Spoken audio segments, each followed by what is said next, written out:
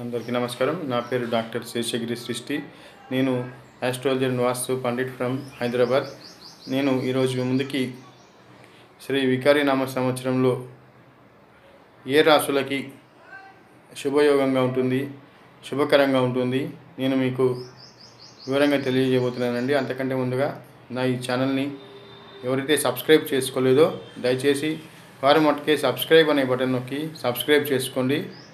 అలాగే నేను ఈ యొక్క వికారినామ సంవత్సరం తెలుగు నూతన సంవత్సరం సందర్భంగా నేను నా యొక్క ప్రేక్షకులకి, తెలుగు దేశ విదేశాల్లో ఉన్న నా యొక్క వీక్షకులందరికీ ఉగాది కానుకగా నేను నా ఫీజు రేటుని ఇండియాలో అయితే 1000 రూపాయలు తీసుకునేవాడిని గతంలో. ఇకపై 40% డిస్కౌంట్ ఇచ్చి కేవలం 600 రూపాయలే తీసుకోవాలని నిర్ణయించుకుంటున్నాను. అలాగే విదేశాల్లో ఇప్పటి వరకు నేను 2000 రూపాయలు ఛార్జ్ చేస్తున్నాను ఫీజుగా.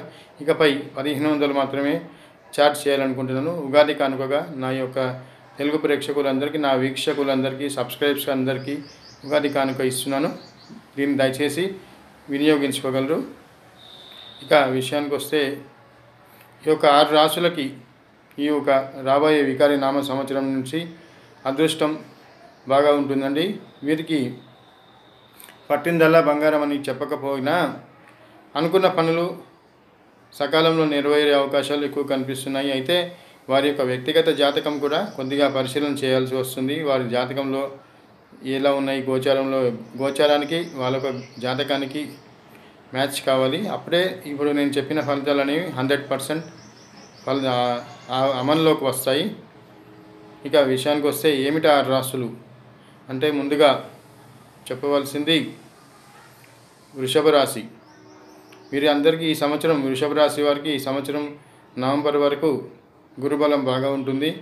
గురుబలంతో వీరికి అన్ని పనులు నెరవేరుతాయి, సామాజిక సంబంధాలు బలపడతాయి, వివాహాది ప్రయత్నాలు ఫలిస్తాయి. వ్యాపారస్తులకు కూడా విశేషప్రదమైన వ్యాపార లాభాలు ఉంటాయి. ఇంకా నెక్స్ట్ ఏంటి రాశి అయ్యా అంటే కర్కాటక రాశి. కర్కాటక రాశి వారికి కూడా ఈ మే నుంచి అన్ని విధాలుగా బాగుంటుంది. వారి మనోవాంఛ నెరవేరుతుంది. సంతానమూలక శుభవార్తలు, అలాగే మనసులోని కార్యాలకి ఆచరణలోకి తెస్తారు. లాభకరంగా ఉంటుంది, అభివృద్ధికరంగా ఉంటుంది. ఈ యొక్క కర్కాటక రాశి వారికి ఉన్నత పదవులు ప్రాప్తించేందుకు రాజకీయ రంగం వారికి బాగుంటుంది. మంచి గొప్ప ప్రణాళికలు రచిస్తారు. వాటి మీద మీరు మంచి లాభాలు పొందుతారు. వీరి యొక్క కృషికి గుర్తింపు లభిస్తుంది కర్కాటక రాశి వారికి. ఇక తర్వాత రాశి ఏంటయ్యా అంటే సింహరాశి వారికి. సింహరాశి వారికి కూడా ఈ సంవత్సరం నవంబర్ వరకు గురుబలం బాగా ఉండడంతో వీరు ముఖ్యంగా ఉద్యోగంలో ఉన్నతిని పొందుతారు. అలాగే గృహం కొనుగోలు, నిర్మాణ రంగంలో ఉన్న వారికి కూడా రియల్ ఎస్టేట్ రంగం వారికి బాగా యోగిస్తుంది. రాజకీయ రంగం వారికి పదవులు దక్కుతాయి. గృహ కొనుగోలు లేదా గృహ నిర్మాణాలకు కూడా ఈ యొక్క సంవత్సరం అనుకూలంగా ఉంటుంది. ఇక నెక్స్ట్ వచ్చేసి తులారాశి వారికి కూడా ఈ సంవత్సరం గురుబలం బాగా ఉండడంతో వీరు కూడా అన్ని విధాలా బాగుంటుందండి. ధనపరంగా, ఆర్థిక పరంగా సంతృప్తికరంగా ఉంటుంది, యోగకరంగా ఉంటుంది. వీరు చేసే కృషికి గుర్తింపు లభిస్తుంది. కుటుంబంలో శుభకార్య ప్రయత్నాలు చేస్తారు, అవి కూడా సఫలీకృతం అవుతాయి. అలాగే కొన్ని నూతన గృహ వస్తు కొనుగోలు చేస్తారు. తద్వారా మీరు కూడా సుఖ సంతోషంగా ఈ సంవత్సరం వికారినామ సంవత్సరం ఉంటారు. ఇక మరో రాశి ఏంటయ్యా అంటే మకర రాశి. మకర రాశి వారికి కూడా ఈ సంవత్సరం గురుబలంతో వీరు కార్యాలను ఎలాగలో నెట్టుకొస్తారో అలాగే వీరికి రాహుబలం కూడా ఉండటంతో ఈ మకర రాశి వారికి వికారినామ సంవత్సరం వీరికి కూడా బాగానే యోగిస్తుందని చెప్పాలి. ఏలినాటి శని జరుగుతున్నప్పటికీ మకర రాశి వారికి కొద్దిగా కాకపోయినా కొద్దిగా ఒక పక్క నుంచి బాధలు పెడుతున్నా, కొద్దిగా ఒక వైపు నుంచి 60% బాధలు పెడుతున్నా 40% సుఖం వస్తున్నప్పుడు ఆ బాధలు అనేవి మనకు తెలియవు. అలాగే ఉంటుంది ఒక మకర రాశి వారికి వికారినామ సంవత్సరం అంతా. ముఖ్యంగా నవంబర్ వరకు వీరికి ఏలినాటి శని సమస్యలను ఇచ్చినా, బాధలను ఇచ్చినా దాన్ని తట్టుకునే శక్తి, దాన్ని తట్టుకునే అప్పుడప్పుడు మంచి పనులు కూడా మంచి పనులు, విజయాలను కూడా గురువు ఇస్తుంటాడు. ఆ ఆనందంలో వీరికి శనీశ్వరుడు ఇచ్చే కష్టాలు కూడా మర్చిపోతుంటారు.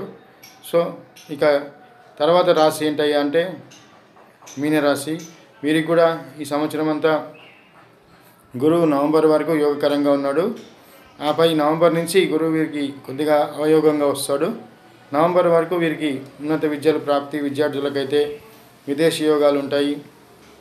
అలాగే గృహ నిర్మాణ యోగాలు ఉంటాయి. ఫారెన్ ట్రావెల్స్ చేస్తారు. ఆర్థికంగా సంతృప్తికరంగా ఉంటుంది. అలాగే తీర్థయాత్రలు, విదేశీయానాలు చేస్తుంటారు. రాజకీయ రంగంలో ఉన్న మీనరాశుల వారికి కూడా ఉన్నత యోగం, పదవి యోగాలు ఉంటాయి. జనాకర్షణ, ధనాకర్షణ పెరుగుతుంటాయి.